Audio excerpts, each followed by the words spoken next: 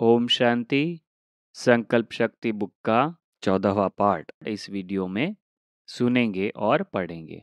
शुद्ध संकल्प की शक्ति से जमा का खाता और बढ़ाना है।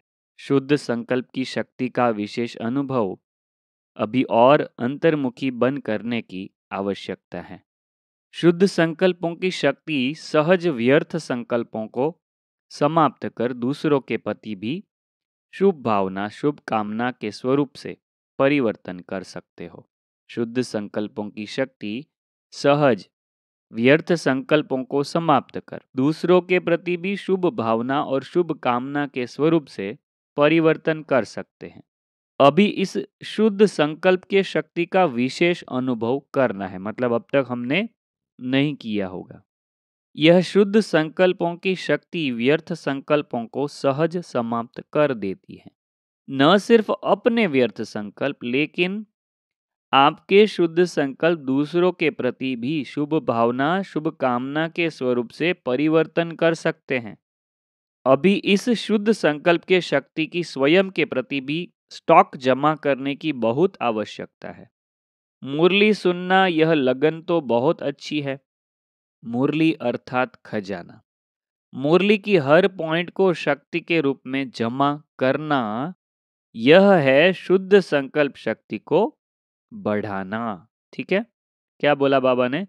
मुरली की हर पॉइंट को शक्ति के रूप में जमा करना, यह है शुद्ध संकल्प शक्ति को बढ़ाना। शक्ति के रूप में हर समय कार्य में लगाना। अभी हर विशेषता का विशेष अटेंशन रखना है, यह भी हमारी विशेषता है। तो बाबा कहते हैं अभी इस विशेषता का विशेष अटेंशन रखना। शुद्ध संकल्प की शक्ति के महत्व को भी अभी जितना अनुभव करते जाएंगे, उतना मनसा सेवा के भी सहज अनुभवी बनते जाएंगे। तो जिनको मनसा सेवा के अनुभव करने हैं, इन बातों को बहुत ध्यान से सुने। शुद्ध संकल्प की शक्ति के महत्व को अभी जितना अनुभव करते जाएंगे, उतना मनसा सेवा के भी सहज अनुभवी बनते जाएंगे। पहले तो स्वयं के प्रति शुद्ध संकल्पों की शक्ति जमा चाहिए। पहले स्वयं के प्रति करना है जो भी करना है वो, और फिर साथ साथ आप सभी बाप के साथ विश्व कल्याणकारी आत्माएं, विश्व परिवर्तक आत्माएं हो, तो विश्व के प्रति भी यह शुद्ध संकल्पों की शक्ति द्वारा परिवर्तन करने का कार्य अभी बहुत रहा हुआ है। जैसे वर्तमान समय ब्रह्मा बाप अव्यक्त रूपधारी बन शुद्ध संकल्प की शक्ति से आप सबकी पालना कर रहे हैं। ब्रह्मा बाबा अव्यक्त रूप में हम सबकी कैसे पालना करते हैं, उसका राज यहाँ पर आया। वह हमारे लिए अच्छे अच्छे शुद्ध संकल्प करते रहते हैं, सेवा की वृद्धि के सहयोगी बन आगे बढ़ा रहे हैं। सेवा की वृद्धि के लिए भी संकल्प कर करके आगे बढ़ाते हैं। यह विशेष सेवा शुद्ध संकल्प के शक्ति की चल रही है। ब्रह्मा के द्वारा यह शुद्ध संकल्पों की सेवा चल रही है। तो ब्रह्मा बाप समान अभी इस विशेषता को अपने में बढ़ाने का तपस्या के रूप में अभ्यास करना है। ठीक है, यहाँ शब्द आया तपस्या के रूप में अभ्यास करना है। तपस्या अर्थात दृढ़ता संपन्न अभ्यास। साधारण को तपस्या नहीं कहेंगे। तो अभी तपस्या के लिए समय दे रहे हैं। अभी ही क्यों दे रहे हैं? क्योंकि यह समय आपके बहुत काल में जमा हो जाएगा। 1986 में यह वाक्य सुनाए थे, तो तभी बाबा ने बोला था यह अभी से अभ्यास करेंगे तो बहुत काल में जमा होगा। क्योंकि यह समय आपके बहुत काल में जमा हो जाएगा। बाप दादा सभी को बहुत काल की प्राप्ति कराने के निमित्त हैं। बहुत काल के प्राप्ति कराने के निमित्त है, इसलिए एडवांस में ही सब चीजें बता देते हैं। 31 मार्च 1986 के अव्यक्त मूल्य महावाक्य सुने। कोई भी सेवा का कार्य जब आरंभ करते हो, तो पहले ये चेक करो कि बुद्धि में किसी आत्मा के प्रति भी स्वच्छता के बजाय अगर बीती हुई बातों की जरा भी स्मृति होगी, तो उसी वृत्ति दृष्टि से उनको देखना, उनसे बोलना होता, तो सेवा में जो स्वच्छता से संपूर्ण सफलता होनी चाहिए वह नहीं होती। बीती हुई बातों को व वृत्तियों आदि सबको समाप्त करना, यह है स्वच्छता। ठीक है, स्वच्छता की बहुत अच्छी परिभाषा यहाँ पर आई कि बीती हुई बातों को व वृत्तियों आदि सबको समाप्त करना। बीती का संकल्प भी करना कुछ परसेंटेज में हल्का पाप है। ठीक है, वह भी पाप बताया बाबा ने। बीती का संकल्प भी करना यह कुछ परसेंटेज में हल्का पाप है। संकल्प भी सृष्टि बना देता है। वर्णन करना तो और बड़ी बात है, लेकिन संकल्प करने से भी पुराने संकल्प की स्मृति सृष्टि अथवा वायुमंडल भी ऐसा बना देती है। फिर कह देते हैं मैंने जो कहा था ना ऐसे ही हुआ ना, लेकिन क्यों हुआ? आपके कमजोर व्यर्थ संकल्प ने यह व्यर्थ वायुमंडल की सृष्टि बनाई। इसलिए सदा सच्चे सेवाधारी अर्थात पुराने वाइब्रेशन को समाप्त करने वाले, जैसे साइंस वाले शस्त्र से शस्त्र को खत्म कर देते हैं, एक विमान से दूसरे विमान को गिरा देते हैं, युद्ध करते हैं तो समाप्ति कर देते हैं ना। तो आपका शुद्ध वाइब्रेशन को इमर्ज कर सकता है और व्यर्थ वाइब्रेशन को समाप्त कर सकता है। संकल्प को समाप्त कर सकता है। अगर आपका पावरफुल शक्तिशाली संकल्प है तो समर्थ संकल्प व्यर्थ को खत्म जरूर करेगा। 20 फरवरी 1987। तो जिनके व्यर्थ संकल्प चलते हैं उनके लिए बहुत अच्छी अच्छी युक्तियां आ रही है इस बुक में। तो अपने व्यर्थ को जरूर खत्म करें, तभी आगे पुरुषार्थ में आगे बढ़ सकते हैं। हर कार्य में हर समय यह याद रखो कि अब नहीं तो कब नहीं। जिसको यह स्मृति में रहता है वह कभी भी समय, संकल्प व कर्म वेस्ट होने नहीं देंगे, सदा जमा करते रहेंगे। विकर्म की तो बात ही नहीं है, लेकिन व्यर्थ कर्म भी धोखा दे देते हैं। तो हर सेकंड के हर संकल्प का महत्व जानते हो ना। जमा का खाता सदा भरता रहे। अगर हर सेकंड व हर संकल्प श्रेष्ठ जमा करते हो, व्यर्थ नहीं गवाते हो, तो 21 जन्म के लिए अपना खाता श्रेष्ठ बना लेते हो। हर सेकंड हर संकल्प श्रेष्ठ जमा करते हो, व्यर्थ नहीं गवाते हो, तो 21 जन्म के लिए अपना खाता श्रेष्ठ बना लेते हो। तो जितना जमा करना चाहिए उतना कर रहे हो, इस बात पर और अंडरलाइन करना।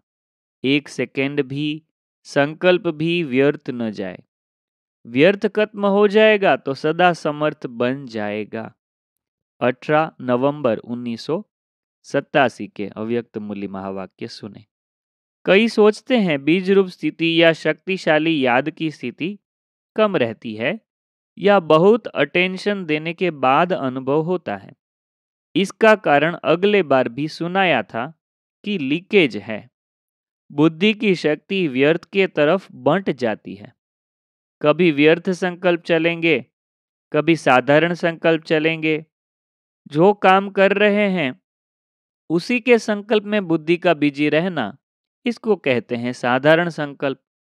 याद की शक्ति या मनन शक्ति जो होनी चाहिए वह नहीं होती है और अपने को खुश कर लेते हैं कि आज कोई पाप कर्म नहीं हुआ, व्यर्थ नहीं चला, किसको दुख नहीं दिया। लेकिन समर्थ संकल्प, समर्थ स्थिति, शक्तिशाली याद रही। अगर वह नहीं रही तो इसको कहेंगे साधारण संकल्प। कर्म किया लेकिन कर्म और योग साथ साथ नहीं रहा। कर्म करता बने लेकिन कर्मयोगी नहीं बने। इसलिए कर्म करते भी या मनन शक्ति या मग्न स्थिति की शक्ति, दोनों में से एक अनुभूति सदा रहनी चाहिए। यह दोनों स्थितियां शक्तिशाली सेवा करने के आधार हैं। यह दोनों स्थितियां शक्तिशाली सेवा कराने के आधार हैं। 10 जनवरी 88। तो यह दोनों स्थिति का बहुत ध्यान दे। या तो मनन चलता रहना चाहिए या तो मगन स्थिति होनी चाहिए कार्य करते करते। क्योंकि बाबा कहते हैं अगर जो कार्य कर रहे हैं उसके ही संकल्प चलते रहे तो यह तो साधारण स्थिति हो गई। यह दोनों स्थितियां शक्तिशाली सेवा कराने के आधार है। इससे करा सकते हैं बहुत अच्छी सेवा। इस साकार सृष्टि में संकल्प, बोल और कर्म तीनों का महत्व है।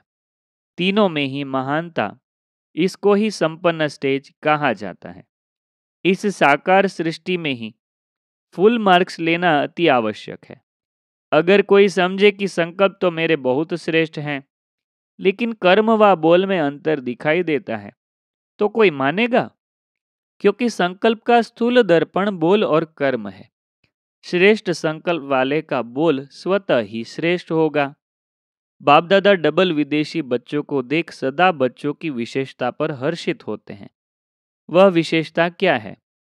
जैसे ब्रह्मा बाप के श्रेष्ठ संकल्प द्वारा व श्रेष्ठ संकल्प के आह्वान द्वारा दिव्य जन्म प्राप्त किया, जैसे ब्रह्मा बाप के श्रेष्ठ संकल्प द्वारा व श्रेष्ठ संकल्प के आह्वान द्वारा दिव्य जन्म प्राप्त किया है, ऐसे ही श्रेष्ठ संकल्प की विशेष रचना होने के कारण अपने संकल्पों को श्रेष्ठ बनाने के विशेष अटेंशन में रहते हैं। ठीक है, विदेशी क्या करते हैं?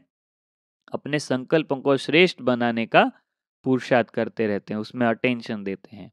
संकल्प के ऊपर अटेंशन होने कारण किसी भी प्रकार की सूक्ष्म माया के वार को जल्दी जान भी लेते हैं और परिवर्तन करने के लिए व विजयी बनने के लिए पुरुषार्थ कर जल्दी से खत्म करने का प्रयत्न करते हैं।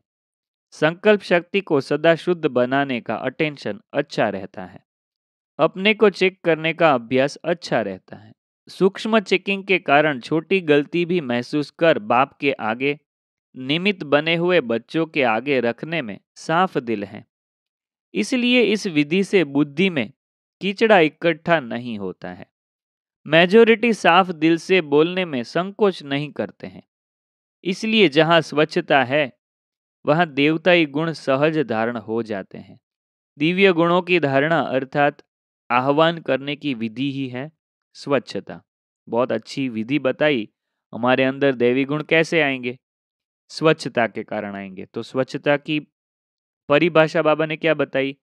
बाप के आगे महसूस करना, अपनी कमियों को बताना, या तो निमित्त बने हुए के आगे सब बता देना कि क्या क्या हो रहा है। यह है स्वच्छता। 28 फरवरी 1988 के अव्यक्त मूल्य महावाक्य थे। व्यर्थ को समर्थ में चेंज करने के लिए विशेष क्या अभ्यास चाहिए? कैसे चेंज करेंगे? संकल्प पावरफुल कैसे बनेगा? हर आत्मा के प्रति शुभ भावना और शुभ कामना, अगर ऐसी विधि होगी तो परिवर्तन कर लेंगे। अगर किसी के प्रति शुभ भावना होती है तो उसकी उल्टी बात भी सुलटी लगती है, और शुभ भावना नहीं होगी तो सुलटी बात भी उल्टी लगेगी। इसलिए हर आत्मा के प्रति शुभ भावना और शुभ कामना सदा आवश्यक है। तो यह रहती है या कभी कभी व्यर्थ भावना भी हो जाती है। अपनी शुभ भावना व्यर्थ वाले को भी चेंज कर देती है। वैसे भी गाया हुआ है कि भावना का फल मिलता है। जब भक्तों को भावना का फल मिलता है तो आपको शुभ भावना का फल नहीं मिलेगा। तो व्यर्थ को समर्थ में परिवर्तन करने का आधार है शुभ भावना, शुभ कामना। कैसा भी हो, लेकिन आप शुभ भावना दो। कितना भी गंदा पानी इकट्ठा हो, लेकिन अच्छा डालते जाएंगे तो गंदा निकलता जाएगा। अगर कोई आत्मा में व्यर्थ को निकालने की समर्थी नहीं है तो आप अपनी शुभ भावना की समर्थी से उसके व्यर्थ को समाप्त कर दो, परिवर्तन कर दो। इतनी शक्ति है या कभी असर हो जाता है? जैसे बाप दादा ने आपके व्यर्थ कर्म को देखकर परिवर्तन कर लिया ना। कैसे किया? शुभ भावना से। मेरे बच्चे हैं तो आपकी शुभ भावना कि मेरा परिवार है, ईश्वरीय परिवार है। कैसा भी है, चाहे पत्थर है, लेकिन आप पत्थर को भी पानी कर दो। ऐसी शुभ भावना और शुभ कामना वाले होली हंस हो। हंस को सदा स्वच्छ दिखाते हैं तो स्वच्छ बुद्धि हंस के समान परिवर्तन करेंगे, अपने में धारण नहीं करेंगे। 26 अक्टूबर 1991।